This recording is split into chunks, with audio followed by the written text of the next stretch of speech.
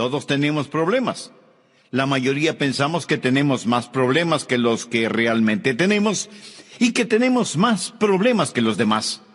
Pero pocos, o quizá ninguno, ha tenido jamás los pesares que un hombre llamado Job tuvo.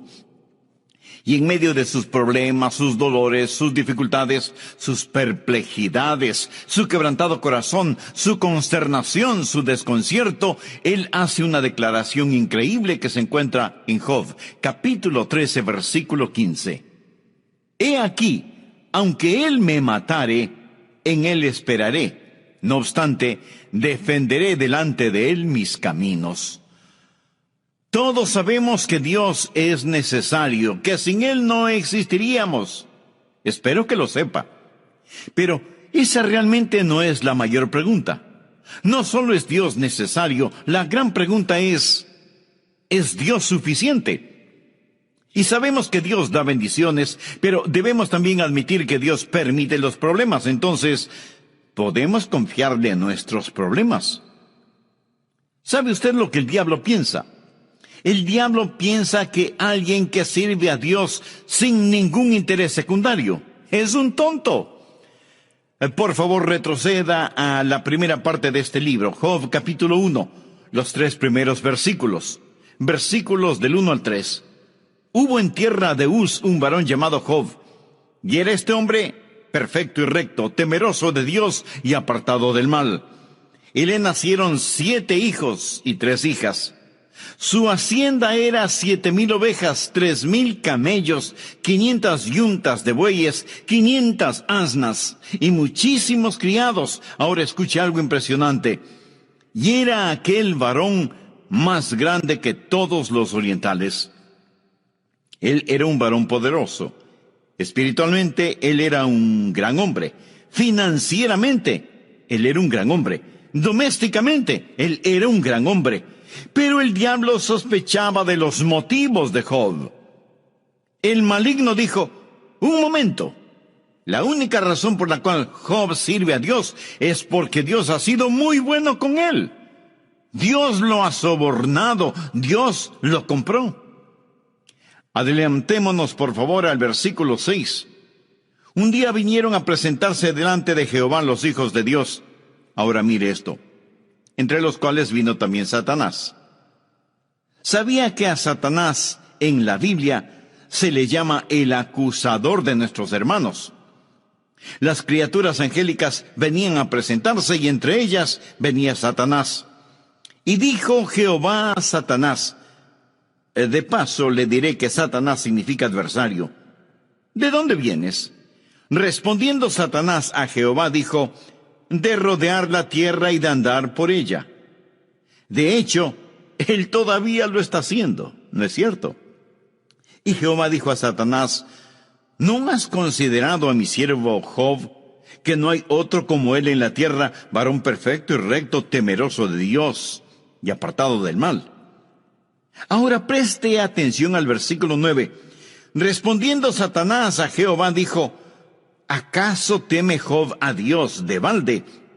Es decir, Dios, ¿no existe alguna intención secundaria por la cual te sirve? Versículo 10. ¿No le has cercado alrededor a él y a su casa y a todo lo que tiene? Al trabajo de sus manos has dado bendición, por tanto, sus bienes han aumentado sobre la tierra. Aquí Satanás lanza un desafío al rostro de Dios concerniente a Job. Pero extiende ahora tu mano y toca todo lo que tiene y verás si no blasfema contra ti en tu misma presencia. Dios, Él realmente no te ama ni se preocupa por ti. Él realmente no confía en ti. Tú simplemente le has comprado, lo has sobornado. Él ni siquiera sabe lo que son los problemas, ya que tú pusiste una cerca a su derredor. Sé que hay una cerca a su alrededor porque he intentado pasarla y tú no me lo permites. Tan solo déjame darle algunos problemas tamaño industrial. Déjame herirlo, ponerlo en tinieblas, causarle pérdida, sufrimiento y dolor. Dios, y te diré cuánto te ama. Él escupirá tu rostro, te maldecirá la cara. Note el versículo 12. Dijo Jehová a Satanás: he aquí todo lo que tiene está en tu mano, solamente no pongas tu mano sobre él. Y salió Satanás de delante de Jehová. Ahora, como veremos, Satanás le causará problemas increíbles a Job. Y al final, después de todos esos problemas, Job dijo: he aquí, aunque él me matare, en él esperaré.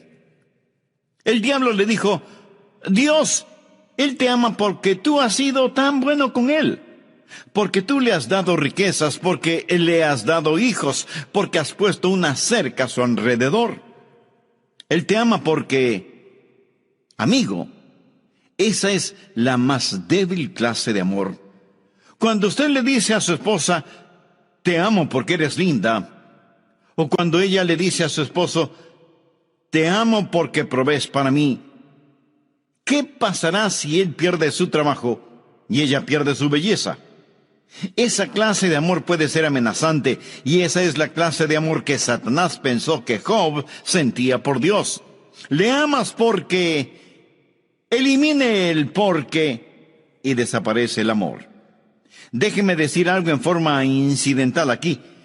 Cuando usted expresa amor a su cónyuge, a sus hijos o a cualquier persona que en verdad ama, elimine el condicional porque y diga simplemente: te amo. No porque lo que tienes o por lo que haces, sino por quien eres. Satanás no podía creer que Job amara a Dios por quien Dios era. Debía haber un motivo ulterior. Y es que el mundo es de esa manera. ¿Sabe lo que el mundo dice?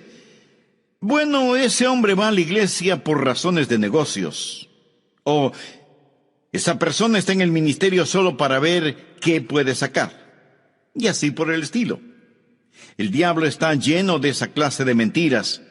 Y él no cree que nadie puede amar a Dios simplemente porque ama a Dios.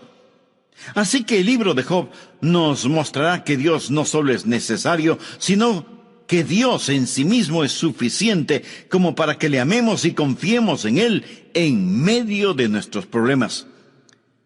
Ahora aquí están 3 preguntas que deseo hacerle, y si usted puede responderme sí a estas preguntas, usted tiene el mismo tipo de fe que tenía Job. Pregunta número 1. ¿Puede confiar en Dios cuando usted está sumergido en sufrimiento? ¿Se puede confiar en Dios cuando uno se encuentra sufriendo? Recuerde lo que dijo Job: he aquí, aunque él me matare, en él esperaré. Job sufrió una pérdida increíble. Continuemos con el versículo 13. Estamos en el capítulo 1. Y un día aconteció que sus hijos e hijas comían y bebían vino en casa de su hermano el primogénito, y vino un mensajero a Job y le dijo: estaban arando los bueyes y las asnas paciendo cerca de ellos, y acometieron los sabeos y los tomaron, y mataron a los criados a filo de espada. Solamente escapé yo para darte la noticia. Es decir, primero, Job había perdido sus finanzas. Él tenía todos sus animales, su ganado, sus rebaños. Él era un ranchero acaudalado, y súbitamente, en un instante, todo le fue arrebatado. Bueno, si mañana por la mañana usted se despierta en pobreza, si la bolsa de valores se viene abajo y usted tiene todo en acciones y bonos, y su tan llamada fortuna se desvanece, ¿podría usted aún confiar en Dios? ¿Podría? Bien, espero que sí. Job quedó en la quiebra de la noche a la mañana. Hubo pérdida financiera. E inmediatamente después de todo eso, no solo la pérdida financiera, sino también la pérdida de su familia. Mire por favor el versículo 18 del capítulo 1 y verá qué más aconteció. Entre tanto que éste hablaba, vino otro que dijo: tus hijos y tus hijas estaban comiendo y bebiendo vino en casa de su hermano el primogénito, y un gran viento vino del lado del desierto y azotó las 4 esquinas de la casa, la cual cayó sobre los jóvenes y murieron. Y solamente escapé yo para darte la noticia. Podríamos decir que fue como si un gran tornado de la mano de Satanás hubiera golpeado la casa donde los hijos de Job estaban y fueron arrebatados a la eternidad. Es decir, la casa completa se desplomó sobre su familia. Job había perdido sus finanzas e inmediatamente después pierde a su familia. Pero el diablo aún no había acabado con él. Job va también a perder su salud. Vaya al capítulo 2 y leamos el versículo 4. Respondiendo Satanás dijo a Jehová: piel por piel, todo lo que el hombre tiene dará por su vida. Pero extiende ahora tu mano y toca su hueso y su carne, y verás si no blasfema contra ti en tu misma presencia. Y Jehová dijo a Satanás: he aquí, él está en tu mano, mas guarda su vida.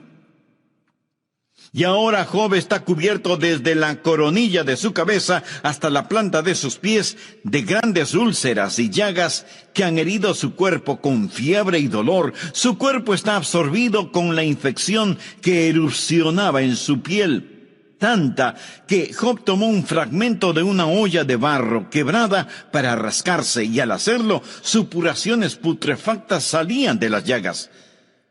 ¿Puede imaginarse estar cubierto de la cabeza a los pies con furúnculos sangrantes y malolientes? Job había perdido su fortuna, su familia y su salud, pero el diablo aún no había terminado con él. Job tenía 3 amigos que vinieron para consolarle, para hablar con él, pero de consoladores no tenían nada. Quiero que escuche lo que uno de ellos dijo. Busque Job capítulo 4 versículo 7. Elifaz le dice a Job: recapacita ahora. ¿Qué inocente se ha perdido? ¿Y en dónde han sido destruidos los rectos? En otras palabras, Elifaz le dice: Job, viejo picarón, ¿qué es lo que has estado haciendo de malo? Porque nadie sufre de esta manera siendo inocente. Dios nunca ha dado la espalda a la gente justa. Elifaz asumía que Job tenía un pecado secreto. Si Job hubiera estado haciendo lo bueno, nada de lo que le pasó le hubiera pasado. Perder su fortuna, perder su familia, perder su salud y hasta su reputación. Todos nosotros cuidamos celosamente nuestra reputación, ¿verdad? ¿Qué haría usted si perdiera su reputación? ¿Qué, sin que usted haya hecho nada malo, la gente piense que sí lo hizo? ¿Qué si la gente empieza a criticarle y decir que usted tiene la culpa y usted ni sabe de lo que están hablando? Hay muchas personas que tienen esa filosofía en estos días.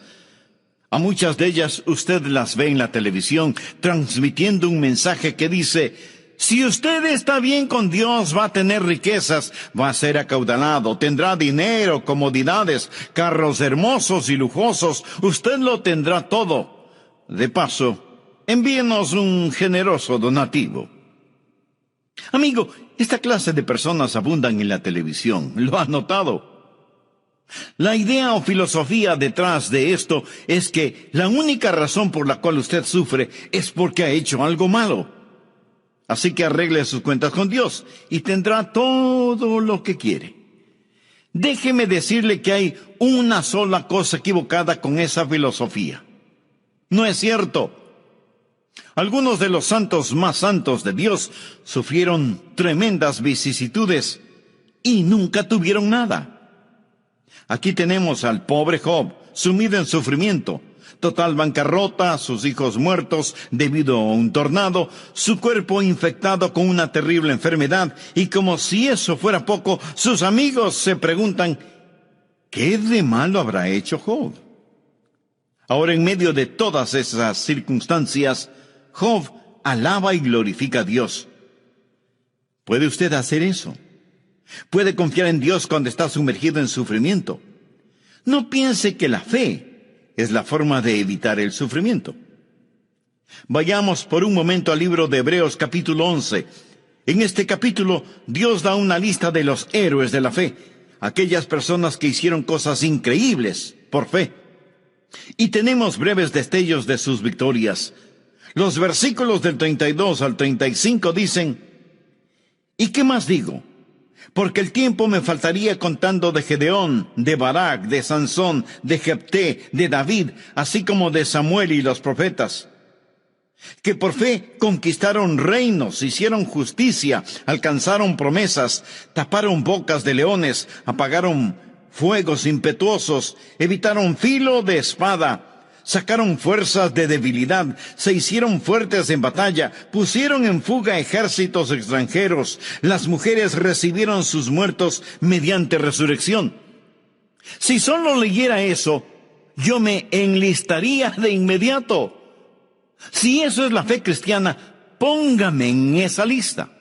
Si parece que todo es solo miel y nada de hiel, pero espere un minuto. Desde el versículo 36 hay un cambio. Otros, y subraye esa palabra, experimentaron vituperios y azotes, y a más de esto, prisiones y cárceles. Fueron apedreados, aserrados, puestos a prueba, muertos a filo de espada. Anduvieron de acá para allá cubiertos de pieles de ovejas y de cabras, pobres, angustiados, maltratados, de los cuales el mundo no era digno, errando por los desiertos, por los montes, por las cuevas y por las cavernas de la tierra. En este punto a lo mejor usted pregunta, ¿pero qué hicieron de malo? La respuesta está en el versículo 39. Y todos estos, aunque alcanzaron buen testimonio mediante la fe, tenían un buen testimonio, y no habían hecho absolutamente nada malo. Y pensamos en aquellos que lograron escapar y los que pudieron soportar. Les fue dada la fe para escapar, fe para soportar. Unos fueron puestos en libertad, otros encontraron la muerte. ¿Tiene usted la fe para ser liberado? Pues me alegro por usted. Tiene la suficiente fe como para morir. Qué pregunta, ¿verdad? ¿Qué es lo que estoy tratando de decir? Sencillamente esto: usted puede tener fe y calamidad al mismo tiempo. Tener fe no significa que usted va a salir bien librado siempre. Fe no es recibir de Dios lo que usted quiere. Fe es aceptar lo que Dios le da. Entonces la pregunta es, ¿puede confiar en Dios cuando usted está sumergido en sufrimientos? Entre quienes me escuchan, tal vez hay algunos que están confinados en sus casas debido a alguna enfermedad. Podrían decir como Job, he aquí, aunque él me matare, en él esperaré. Si usted puede decirlo, tapará la boca al diablo. Verá, el diablo piensa, tan solo dejen que esos creyentes tengan un poco de problemas, que tengan persecución, que terminen en bancarrota. Dejen que uno de sus hijos muera, que tengan alguna enfermedad que consuma su cuerpo, que tengan ese tipo de problemas, que sean culpados por hacer mal, cuando ellos no han hecho absolutamente nada malo. Ellos maldecirán a Dios. Pero Job aseguró, yo no voy a maldecir a Dios, yo voy a alabarle. Job expresó, Jehová dio y Jehová quitó. Sea el nombre de Jehová bendito. Amigo, quiero que veamos lo siguiente. Miren lo que dice Job en medio de tan trágicos pesares.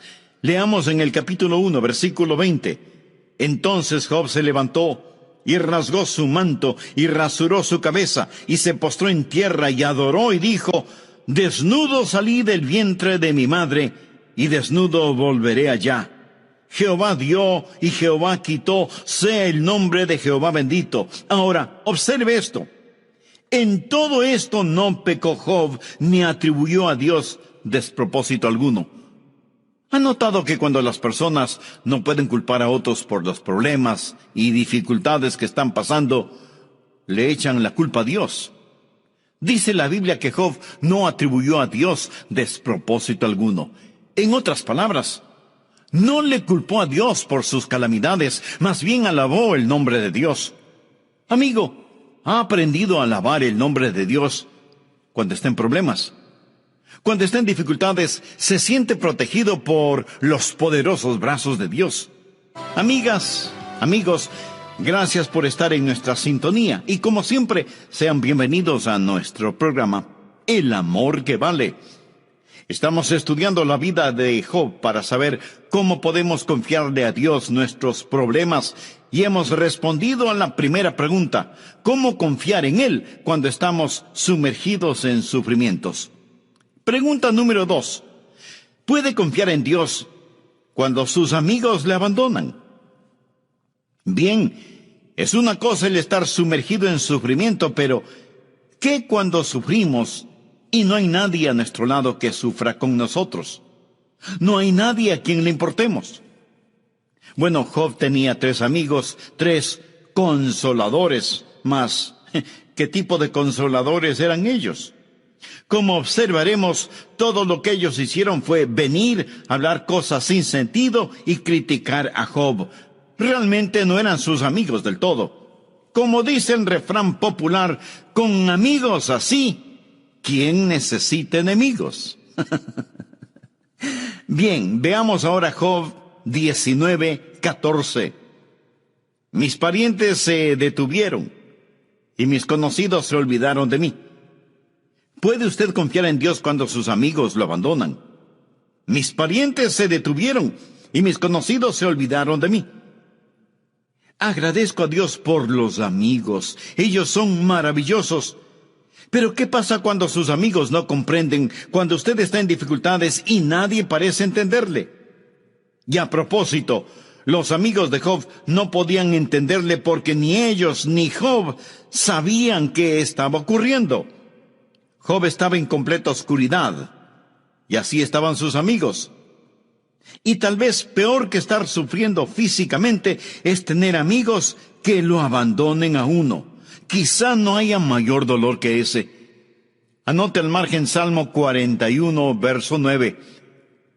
Aún el hombre de mi paz en quien yo confiaba, el que de mi pan comía, alzó contra mí el calcañar. Esa fue una profecía de lo que Judas Iscariote haría al Señor Jesucristo. Salmo 55, versos del 12 al 14. Porque no me afrentó un enemigo, lo cual habría soportado. Ni se alzó contra mí el que me aborrecía, porque me hubiera ocultado de él. Sino tú, hombre, al parecer íntimo mío, mi guía y mi familiar, que juntos comunicábamos dulcemente los secretos y andábamos en amistad en la casa de Dios. Piensa en esto. Aquí está Job en su más profunda necesidad, y sus amigos le han dado las espaldas. Es como el anciano apóstol Pablo en la cárcel de Filipos, que necesitaba algún consuelo, pero tuvo que escribir, porque Demas me ha desamparado, amando este mundo. Ahora, eso le puede suceder a usted. Tal vez estoy hablando a algún consiervo pastor cuya iglesia está en su contra. A lo mejor el mismo comité de púlpito que le invitó a servir en la iglesia ahora le pide la renuncia porque está predicando la verdad del Evangelio. De paso diré que no crea que el mundo le amará por predicar el Evangelio.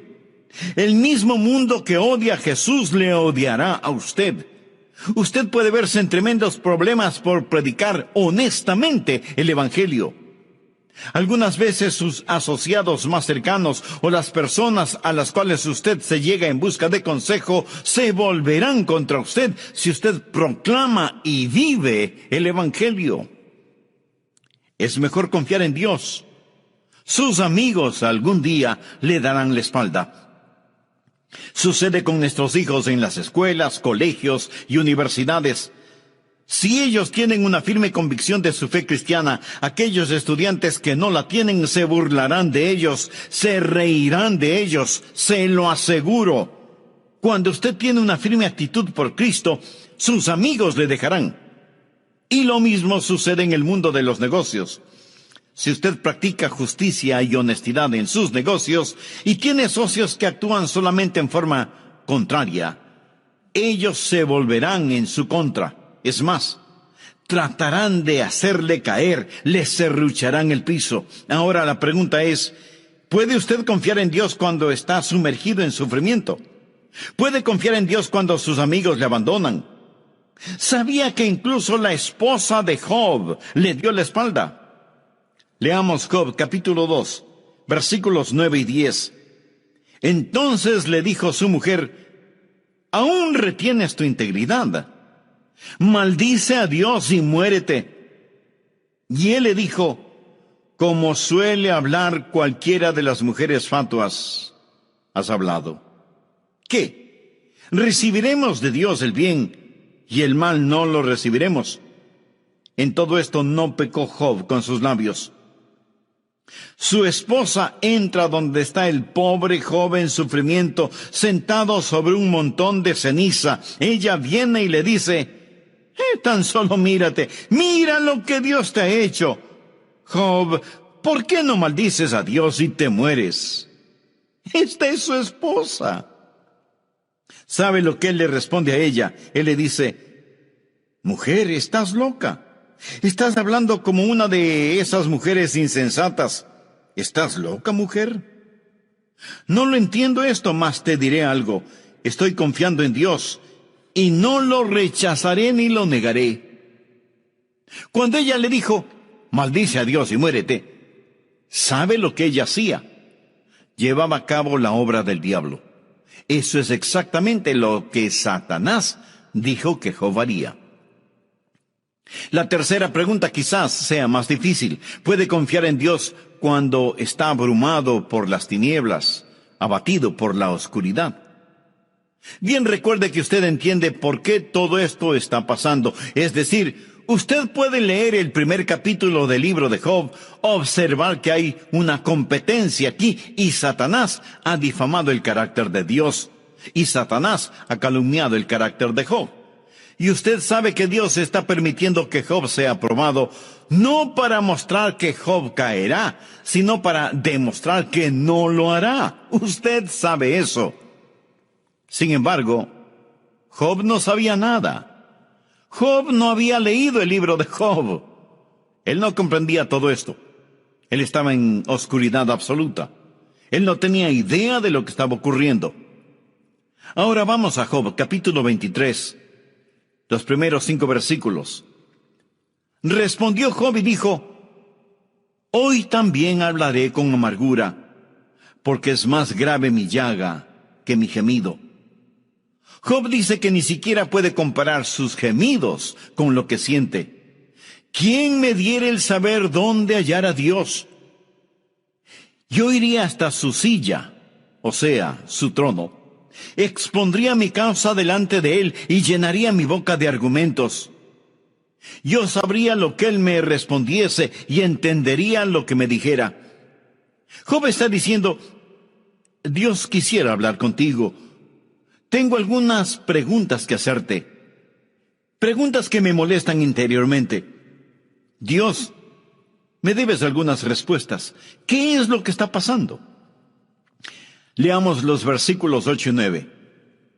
He aquí yo iré al oriente, y no lo hallaré, y al occidente, y no lo percibiré. Si muestra su poder al norte, yo no lo veré. Al sur se esconderá, y no le veré. El anciano Job no pudo ver a Dios, es decir, en lo más profundo del sufrimiento, tal vez Dios esté ahí, pero no está. Parece que no está en ninguna parte. Job exclama: Dios, ¿dónde estás? No entiendo lo que está pasando y me gustaría hablar contigo. Quiero saber, dime por qué. Si usted está en tinieblas ahora mismo y está diciendo: Dios, me debes algunas respuestas, busque el capítulo 50 de Isaías. Aquí el profeta tiene una gran pregunta, versos 10 y 11. ¿Quién hay entre vosotros que teme a Jehová y oye la voz de su siervo? El que anda en tinieblas y carece de luz, confíe en el nombre de Jehová y apóyese en su Dios. He aquí que todos vosotros encendéis fuego y os rodeáis de teas. Andad a la luz de vuestro fuego y de las teas que encendisteis. De mi mano os vendrá esto. En dolor seréis sepultados. El temer a Dios es bueno. El obedecer a Dios es bueno. Pero, ¿cuál es la siguiente cosa? El que anda en tinieblas. Y usted dirá: un momento, pastor, eso no parece encajar aquí. Una persona que teme a Dios y obedece a Dios y sin embargo anda en tinieblas y carece de luz, eso no cuadra, pastor. Bien, ¿qué dice Dios que hay que hacer? Confíe en el nombre de Jehová y apóyese en su Dios. ¿Sabe lo que significa apoyarse en Dios? Significa descansar totalmente en Él. ¿Qué hace usted cuando está en tinieblas? Miremos nuevamente el versículo 11. He aquí que todos vosotros encendéis fuego y os rodeáis de teas. Andad a la luz de vuestro fuego y de las teas que encendisteis. De mi mano os vendrá esto. En dolor seréis sepultados. ¿Qué es lo que está diciendo? Cuando esté en oscuridad, no encienda su propio fuego, no encienda su propia luz. Usted puede estar sirviendo a Dios, temiendo a Dios, obedeciendo a Dios, y sin embargo vendrá la oscuridad. ¿Qué es oscuridad? Oscuridad es sencillamente la ausencia de luz. La única forma de que haya oscuridad es eliminando la luz. ¿Quién es la luz? Dios es la luz. Y algunas veces Dios puede irse lejos y dejar a sus siervos en oscuridad. Si usted lee las biografías notables de cristianos, casi todos ellos hablan de algo que identifican como la noche oscura del alma. Habacuc fue uno de esos. Él vio cosas que no pudo entender. Dijo, Dios, ¿cómo puedes hacerme eso? ¿Por qué lo estás haciendo? Dios, no lo comprendo. Juan el Bautista, de quien Jesús dijo, entre los nacidos de mujeres no hay mayor profeta que Juan el Bautista, fue puesto en prisión por Herodes y estando en las tinieblas de la cárcel, él no entendía qué estaba sucediendo. Fue un gran profeta, experimentó tales tinieblas que mandó a sus compañeros a que preguntaran a Jesús si en verdad él era el Mesías o debían esperar por alguien más. El apóstol Pablo, el gran apóstol Pablo, dijo en una ocasión, en apuros, pero gracias a Dios que añadió, mas no desesperados, mas no desesperados. Puede confiar en Dios cuando está sumergido en el dolor. Puede confiar en Dios cuando sus amigos le abandonan. Puede confiar en Dios cuando está abatido por las tinieblas y ni siquiera sabe lo que está ocurriendo. Tal vez si supiera por qué está sufriendo y por qué le abandonaron, entonces quizás podría enfrentar la situación. Bien, si usted puede, dejará al diablo callado. Permítame llegar a la conclusión. Dios finalmente le contesta a Job, al menos le habla a Job, pero no contesta una de las preguntas de Job. Por favor, lea el capítulo 38 de Job.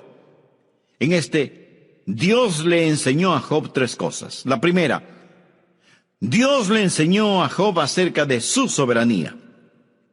Capítulo 38, versículos del 1 al 7. Entonces respondió Jehová a Job desde un torbellino y dijo, ¿quién es ese que oscurece el consejo con palabras sin sabiduría? Ahora, ciñe como varón tus lomos. Yo te preguntaré y tú me contestarás. ¿Dónde estabas tú cuando yo fundaba la tierra? Házmelo saber si tienes inteligencia. ¿Quién ordenó sus medidas, si lo sabes? ¿O quién extendió sobre ella cordel? ¿Sobre qué están fundadas sus bases? ¿O quién puso su piedra angular cuando alababan todas las estrellas del alba y se regocijaban todos los hijos de Dios? Job, siéntate. Quiero preguntarte algo, hijo. ¿Dónde estabas cuando yo hice todo? Job, cuando creé el universo, cuando puse este mundo en órbita en el espacio, cuando lo diseñé todo, ¿estabas tú allí? ¿Entiendes, Job? Amigos, los científicos de hoy están tratando de descubrir lo mismo con su telescopio Hubble y aún no lo han descubierto.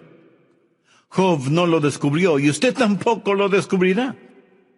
Hay ciertas cosas que nadie, absolutamente nadie, podrá descubrir porque son de conocimiento exclusivo de Dios. ¿No es cierto? Lo que Dios le está preguntando a Job es: Job, cuando yo hice todo esto, pedí tu consejo. Fuiste mi instructor. Mira, Job, tengo derecho a hacer como deseo. Y en tus problemas es mejor que aprendas de la soberanía de Dios. La segunda, Job aprendió de la suficiencia de Dios. Cuando Job finalmente ve a Dios, lo ve en forma totalmente diferente. En Job capítulo 42, versículos 5 y 6, él dice una gran declaración en el libro de Job: de oídas te había oído, mas ahora mis ojos te ven. El tiempo cuando estará más cerca de Dios y cuando usted le amará y apreciará más es cuando usted está sumergido en sufrimiento, abandonado por sus amigos y abrumado por la oscuridad. Solamente Dios es necesario en tiempos así. Dios será suficiente. Y finalmente Job aprendió no solo de la soberanía de Dios y de la suficiencia de Dios, sino que también aprendió de la compasión de Dios. El libro concluye de esta manera. Job capítulo 42, versículos del 10 al 13. Y quitó Jehová la aflicción de Job cuando él hubo orado por sus amigos. Él también puede quitar su aflicción, amigo. Y aumentó al doble todas las cosas que habían sido de Job. Y vinieron a él todos sus hermanos y todas sus hermanas, y todos los que antes le habían conocido, y comieron con él pan en su casa, y se condolieron de él, y le consolaron de todo aquel mal que Jehová había traído sobre él, y cada uno de ellos le dio una pieza de dinero y un anillo de oro. Y bendijo Jehová el postrer estado de Job más que el primero, porque tuvo 14,000 ovejas, esto es el doble, 6,000 camellos, el doble otra vez, 1,000 yuntas de bueyes, 2 veces más, y 1,000 asnas, el doble. Pero mire esto, y tuvo 7 hijos y 3 hijas. Mas espere un momento, ¿por qué no le dio Dios a Job 14 hijos y 6 hijas? Job recibió el doble de todo lo demás. Le diré el por qué. Él nunca perdió a sus hijos y a sus hijas. Tan solo se fueron al cielo. Yo tengo un bebecito en el cielo. No lo he perdido, sé dónde está. Alguien le expresó al gran Vance Havner: siento mucho que haya perdido a su esposa. Y él respondió: no la he perdido, sé dónde está. La muerte puede ocultar, mas no puede dividir. Ellos están al otro lado con Cristo. Ellos están con Él y Él con nosotros. Amigo, escúcheme. El hombre nacido de mujer está hastiado de sinsabores. Gracias a Dios por sus bendiciones. Él bendijo a Job. Dios se complace en la prosperidad de sus siervos, mas es mejor que usted tenga la fe de Job y diga: aunque me matare, en él esperaré. Hay una canción que me gusta mucho y dice así: cuando las respuestas no son suficientes, allí está Jesús.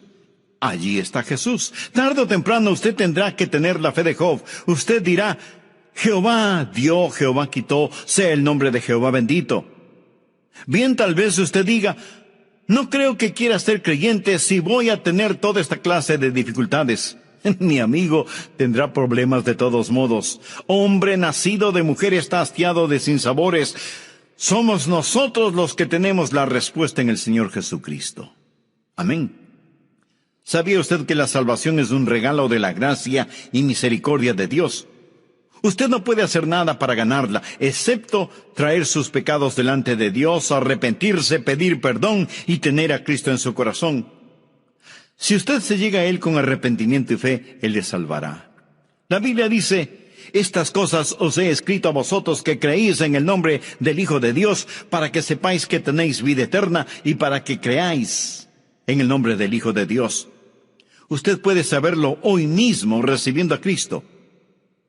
¿Le gustaría decir una oración al respecto? Querido Dios, Reconozco que soy pecador y que mi pecado merece ser juzgado, pero necesito misericordia.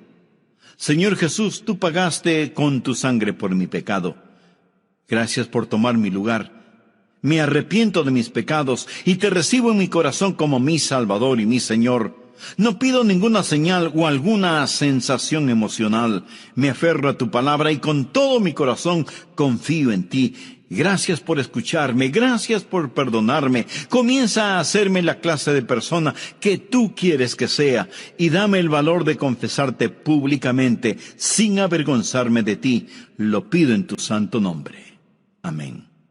Una vez más, me es muy grato el saludarle y extenderle una sincera bienvenida a nuestro programa El Amor que Vale.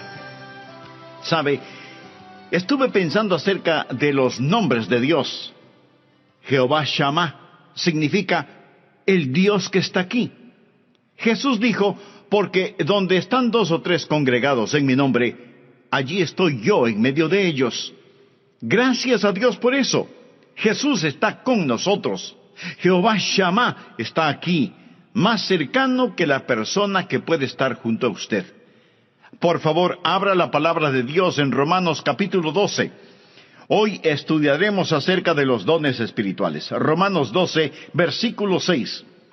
De manera que teniendo diferentes dones, él está hablando acerca de los diferentes dones. Usted tiene un don, yo tengo otro. Tenemos dones diferentes. Nadie tiene todos los dones. Todos tenemos por lo menos un don. Usted es un hijo dotado. Un don espiritual no es un talento natural, pues un don es una habilidad sobrenatural. Puede ir entrelazado con un talento natural, pero va más allá. No es natural, es sobrenatural. Es un don de gracia. La palabra griega para gracia es charis. Por ello lo llamamos un don carismático. Usted es un hijo dotado y quizás se sienta indigno. Tal vez diga, no soy dotado, pastor, solo soy un humilde obrero. Ni siquiera soy digno de dirigir en oración silenciosa en el departamento de niños. Mi amigo, usted es un hijo dotado. Alejandro Magno, el gran general conquistador, una vez dio una preciosa e invalorable copa de oro a un humilde sirviente. Cuando el sirviente vio el regalo, exclamó, «Oh, no, eso es demasiado para que yo lo reciba». Y Alejandro se irguió y dijo, «Pero no es demasiado para mí el darlo. Dios es el que da el don. Por eso, no se acerque con una humildad falsa diciendo que usted no tiene ningún don particular. En los tribunales de Cristo, usted dará cuentas de lo que hizo con su don espiritual y su mayordomía de ese don espiritual. Así que usted necesita descubrir su don espiritual y hoy vamos a estar hablando acerca de cómo descubrir su don. Veamos en primer lugar la presentación de sacrificio. Todo empieza con la presentación de un sacrificio. Por favor, mire Romanos 12, versículo 1. Así que, hermanos, os ruego por las misericordias de Dios, que presentéis vuestros cuerpos en sacrificio vivo, santo, agradable a Dios, que es vuestro culto racional. Subraye las palabras presentéis y sacrificio, y entonces entenderá por qué hablo de la presentación de un sacrificio. Pablo escribió bajo la inspiración divina y empieza diciendo, os ruego. Usted sabe lo que significa rogarle a alguien. Significa suplicarle.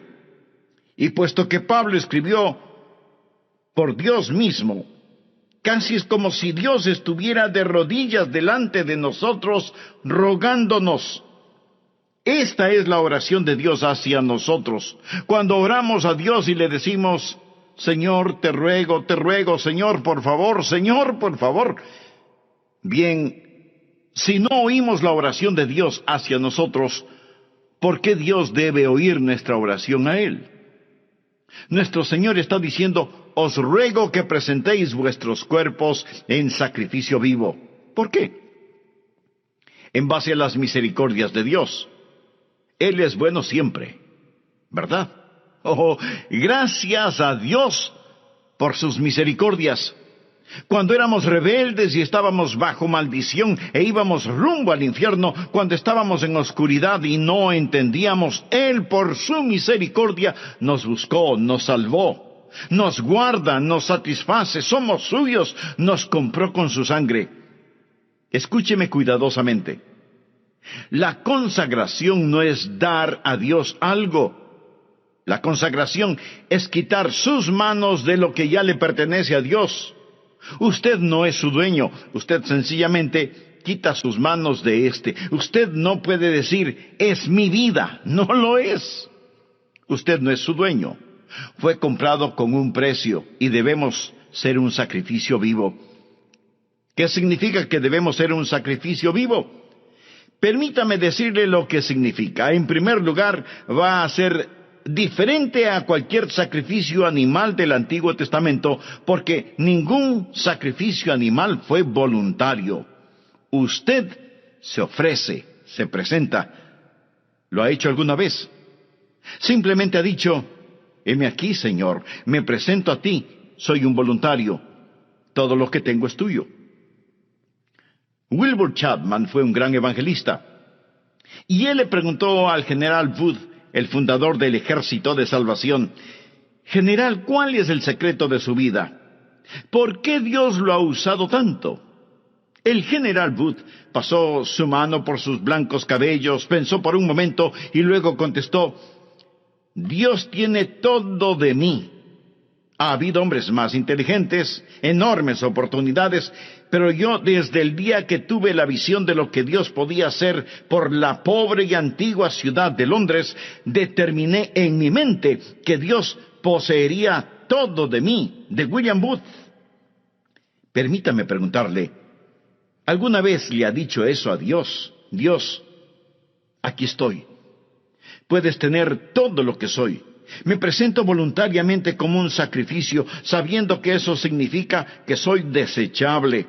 Todos mis planes y metas, así como las llamadas posesiones, los sacrifico, Señor, a tu sangre. ¿Esto no le parece extraño a usted? Bueno, lo es para la gente moderna. Queremos tomar nuestro cristianismo y fijarlo a nuestra vida regular. Queremos defender nuestra vida, nuestros derechos. Permítame decirle lo que le sucedía a un sacrificio en el Antiguo Testamento. Era degollado. Por lo tanto, no más planes propios. Se lo ponía en el altar, y toda vez que era un sacrificio de sangre, había la tendencia de que el sacrificio se resbalara del altar, por lo que usaban dos ganchos llamados ganchos de carne. ¿Sabe usted qué es lo que le sujeta al altar? ¿Tiene usted la tendencia de resbalarse del altar? Bueno, yo la tengo. Hay dos ganchos que lo mantendrán en el altar, disciplina y devoción. Y para pertenecer al Señor Jesucristo, eso es lo que debe hacer, presentarse como sacrificio vivo. Pero la mayoría de nosotros no queremos usar esos ganchos, disciplina y devoción, que nos mantendrán en el altar del sacrificio. ¿Sabe lo que el creyente promedio dirá al respecto? Yo no quiero estar obligado a nada. Me uniría a la iglesia, pero no quiero estar obligado a nada. Puedo prometer una ofrenda de amor, pero no quiero estar obligado. Quiero ser libre. No, mi amigo. Esto no es un sacrificio. ¿Y qué es lo que le pasaba al sacrificio en el Antiguo Testamento? Era consumido, era quemado. ¿Sabía que usted nunca adorará a Dios verdaderamente hasta que sea consumido? ¿Alguna vez ha sido consumido por el fuego santo de Dios? Eso es lo que Pablo está diciendo. Pero algunos de ustedes objetarán diciendo, un momento, pastor, por favor, yo no quiero hacer todo eso. Solo quiero que me diga cuál es mi maravilloso don espiritual. Bueno, Pablo se lo va a decir. Pero verá, mi amigo, primero debe haber una presentación sacrificial, o sea, la presentación de usted mismo. Usted dice, Pastor Rogers, si yo hiciera eso, ¿Quién sabe lo que Dios quisiera que yo haga? Suponga que usted tiene un hijo, jovencito, y suponga que un día su joven hijo viene y le dice: papá, he estado pensando, tú eres tan sabio, amoroso y bondadoso, y tienes tanta experiencia. Por eso, me parece que lo mejor que puedo hacer es pedirte consejo.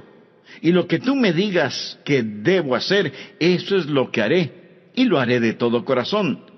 Dime qué quieres que haga, dónde quieres que vaya, qué deseas que estudie, quiénes quieres que sean mis amigos. Lo que me digas, lo haré. Y usted piensa: mi hijo debe tener calentura.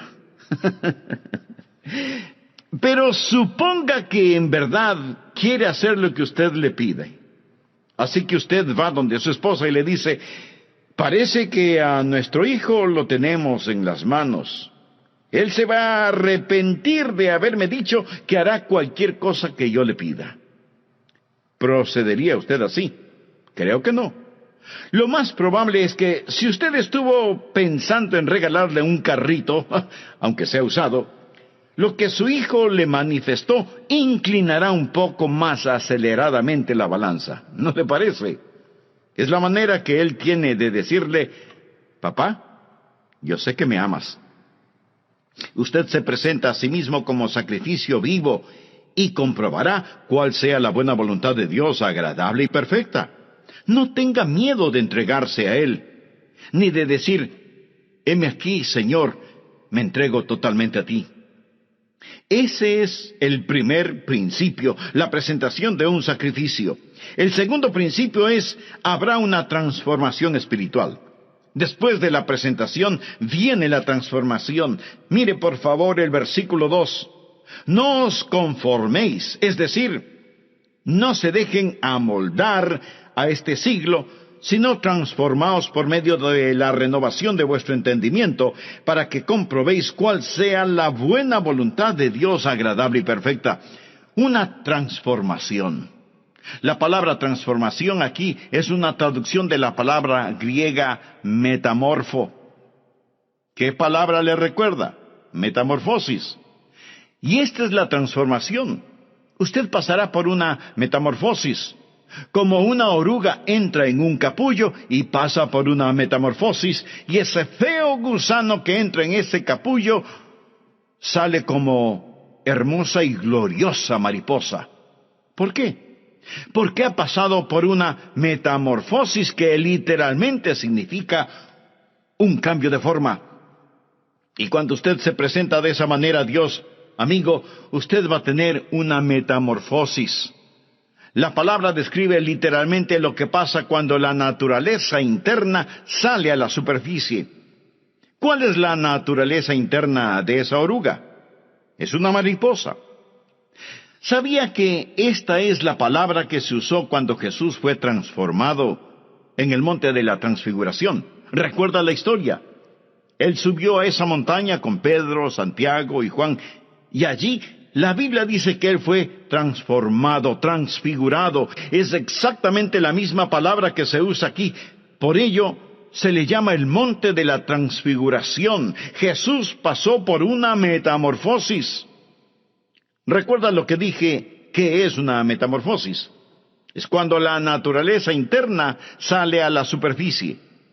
¿Cuál es la naturaleza interna de Jesús? Gloria. Cuando Él pasó la metamorfosis, su gloria salió a la superficie. Su rostro resplandecía como el sol de mediodía. Su vestidura era blanca como la nieve. El fulgor del Señor Jesucristo estaba allí siempre, pero lo que estaba en la naturaleza interna pasó por una metamorfosis. Y la naturaleza interna salió a la superficie como la naturaleza interna de una oruga, una mariposa. La naturaleza interna de Jesús es gloria. Una pregunta. ¿Cuál es su naturaleza interna si es salvo? Jesús. Jesús. Él es su naturaleza interna. Y cuando usted se presenta a Él como un sacrificio vivo, una transformación espiritual toma lugar.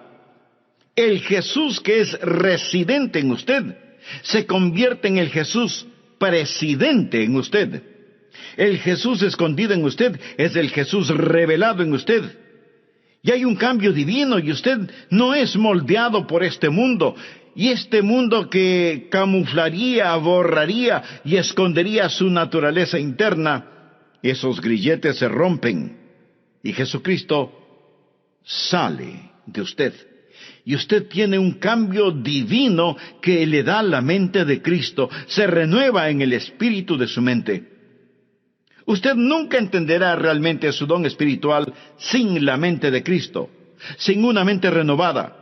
Y si usted está intentando descubrir su don espiritual sin presentarse voluntariamente como sacrificio, con razón que no sabe cuál es su don espiritual. ¿Sabe por qué usted no sabe cuál es su don espiritual? Porque su mente no está renovada. Pero cuando usted se presenta a Él como un sacrificio, habrá una transformación espiritual y usted comprobará cuál sea la buena voluntad de Dios, agradable y perfecta. No le tema a la voluntad de Dios.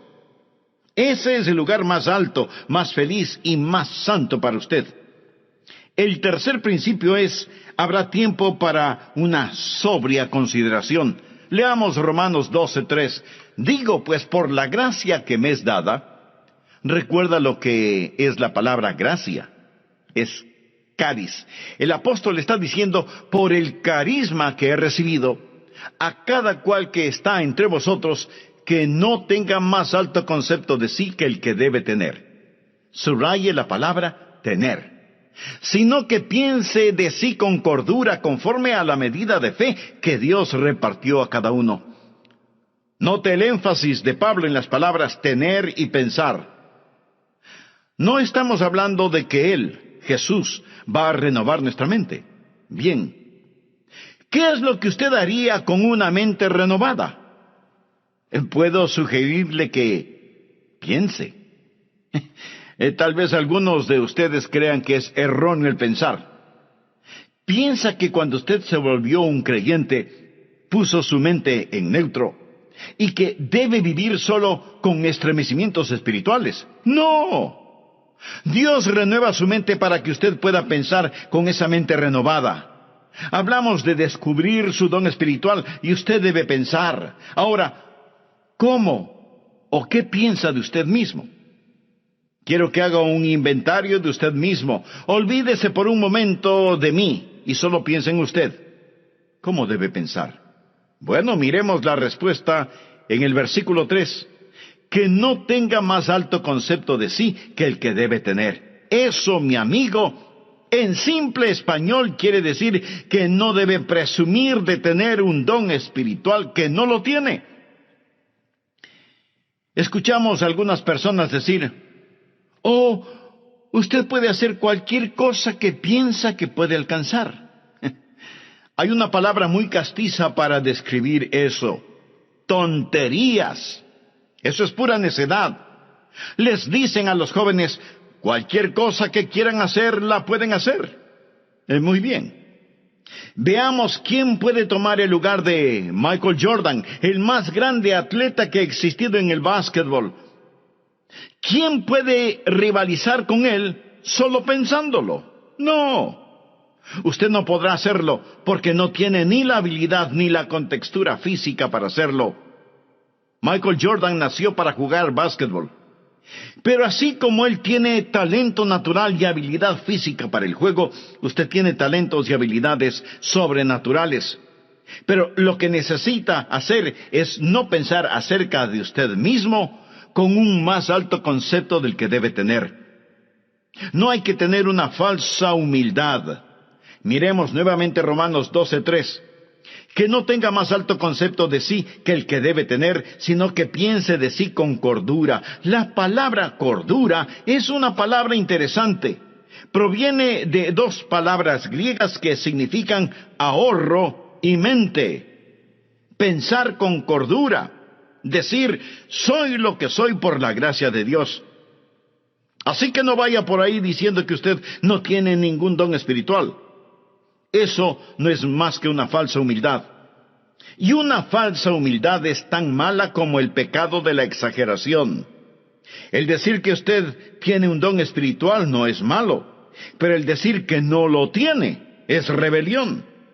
Tiene que pensar con cordura, o sea, tiene que pensar honestamente acerca de lo que tiene. El negar el regalo de la gracia no es humildad, es incredulidad y rebelión. Pensar de nosotros mismos con cordura, sin pecaminosa exageración ni falsa humildad. Mírese a usted mismo, haga un inventario de usted mismo. Pero pastor, eso suena complicado.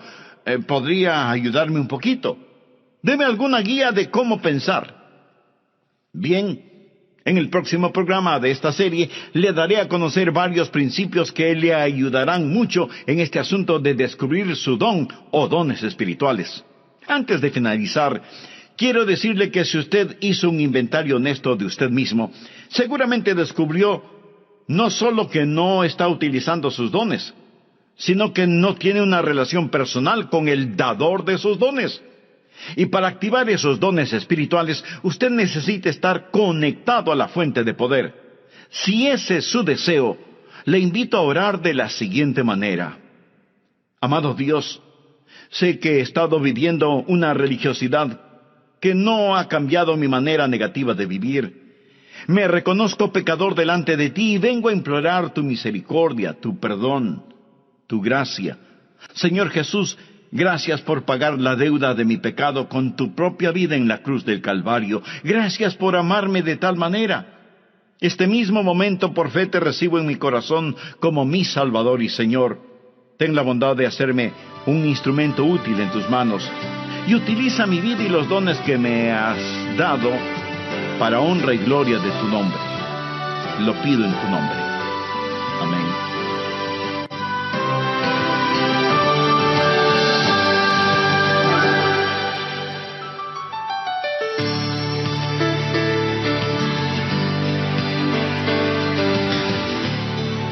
Suponga que su hijo tiene una extraordinaria habilidad para la escultura, pero usted lo presiona para que sea un abogado. Si llega a serlo, será un pésimo abogado, cuando pudo haber sido un brillante escultor. Y habrá enojo en ambos, en su hijo porque usted no le dejó ser escultor, y en usted porque se avergonzará de tener un hijo que es mal abogado.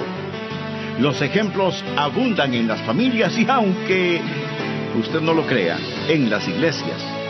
En vez de dejar que las personas hagan aquello para lo cual Dios las ha equipado y les ha dado un don, tratamos de frenarlas en las áreas en las cuales sobresalen y las inflamos en áreas para las cuales no tienen ningún don. Dios le ha dado a usted un don particular y hoy terminaremos de estudiar cómo descubrir su don espiritual. Bienvenidos a El Amor que Vale, con el pastor, maestro y autor, Dr. Adrián Rogers, supliendo las necesidades de la gente con la verdad de la palabra de Dios, trayendo personas a Cristo, transformando vidas alrededor del mundo y ayudándole a usted a descubrir el poder del amor más grande, el amor que vale.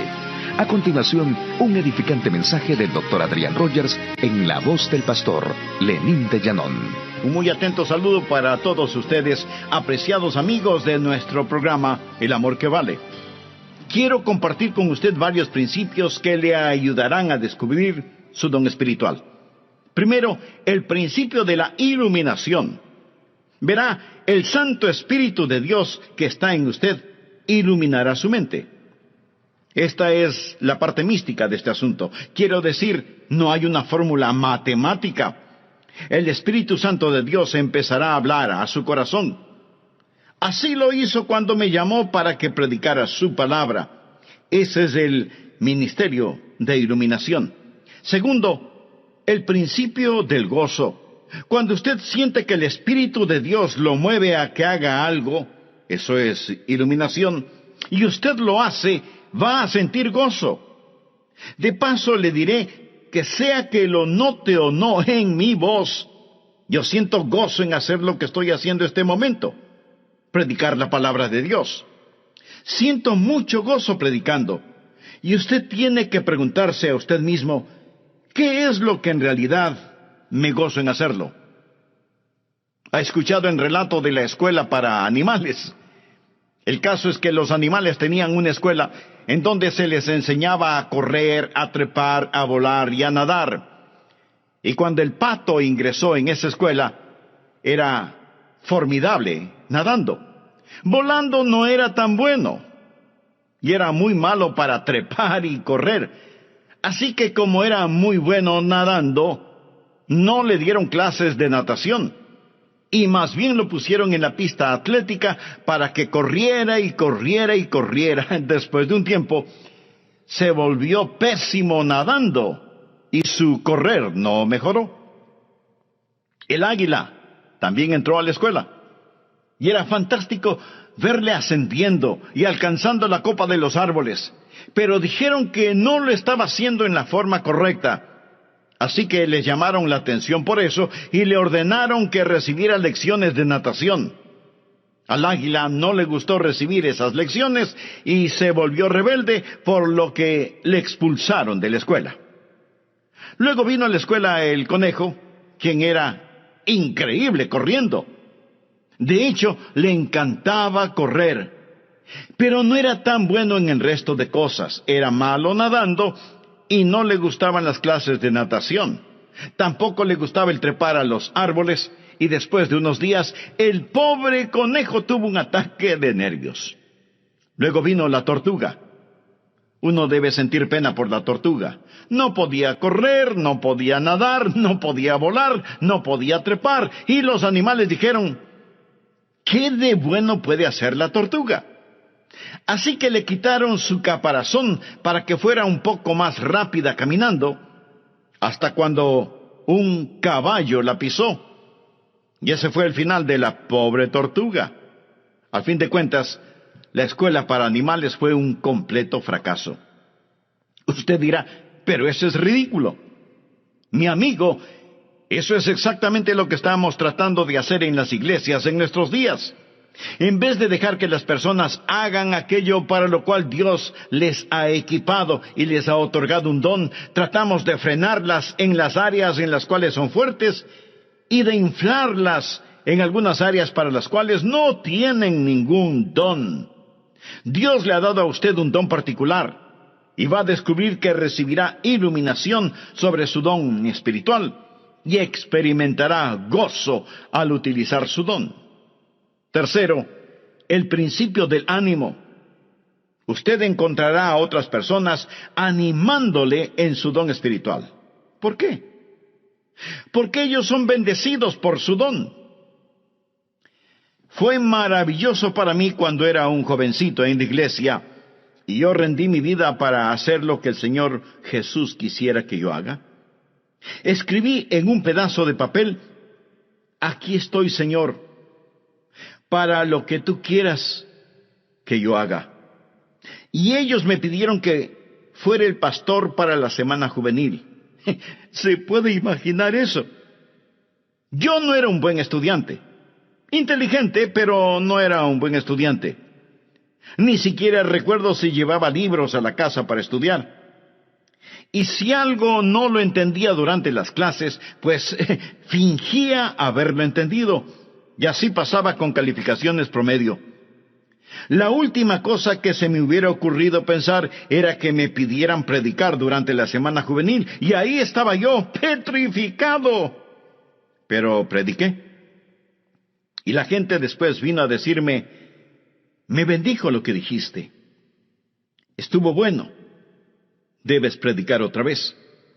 Al principio pensé que me lo decían por pura cortesía.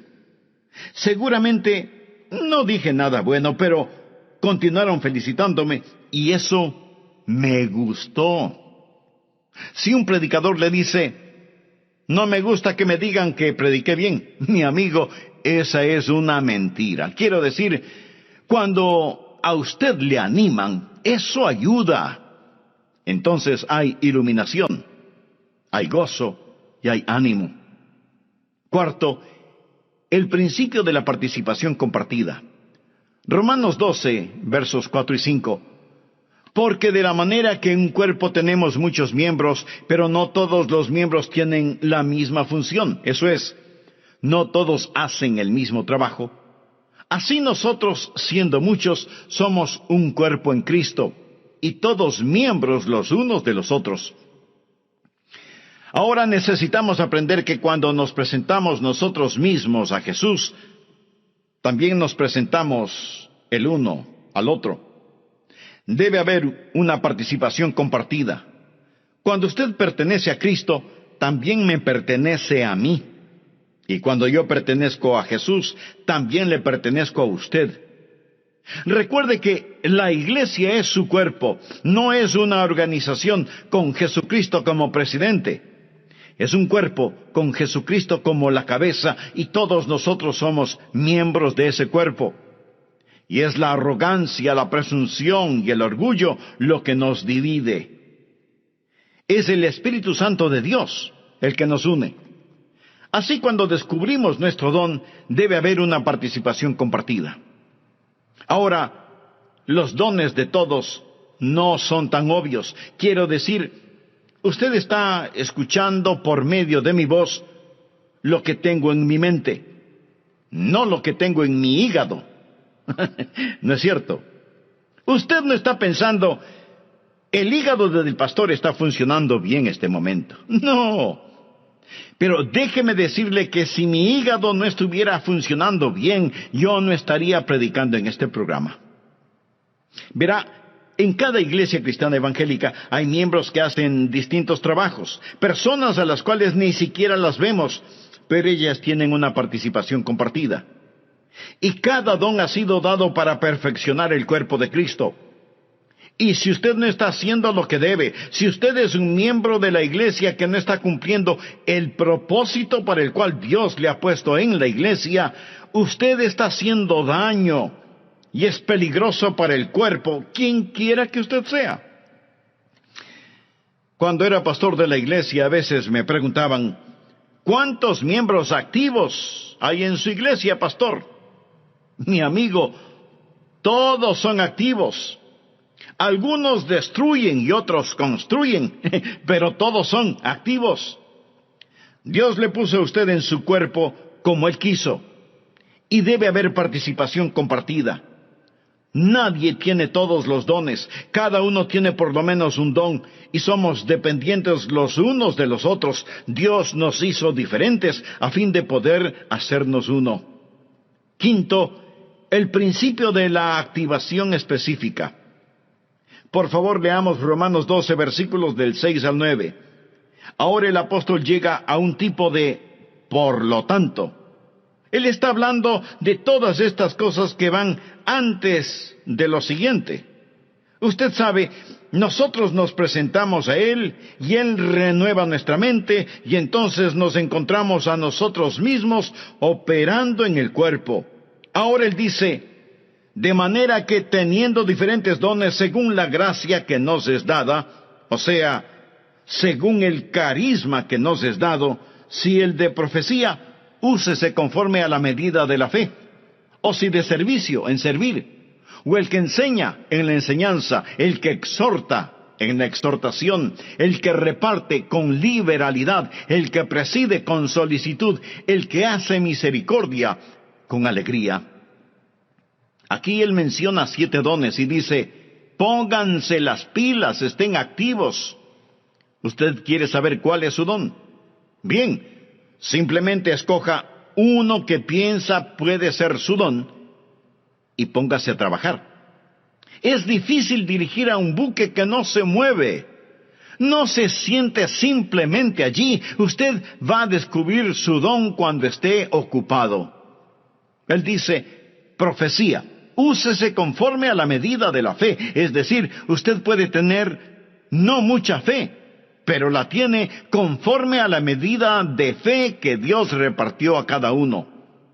Tome lo que tiene y póngalo a trabajar.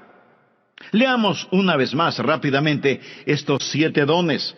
Veamos si puede detectar el suyo.